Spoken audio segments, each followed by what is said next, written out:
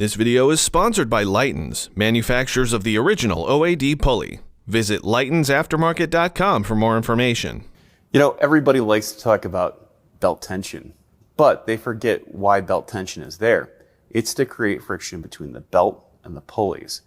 If you don't have the proper amount of tension, which is controlled by the tensioner and also the decoupler pulley on the engine, well, you're going to get the wrong levels of friction and you're going to cause either slippage or too much friction that will cause the drive belt to damage components like an alternator or even an AC compressor.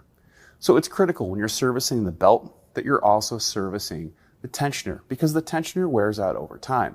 It has internal components, not only that are a spring, but they're also dampening elements that control the movement of the arm and the pulley itself. So keep this in mind when you're servicing a vehicle for its first interval, which may be 80 to 100,000 miles or even 120,000 miles, that you service the complete belt friction so the tension levels are correct and the friction between the pulleys is proper. I'm Andrew Markell. Thank you very much.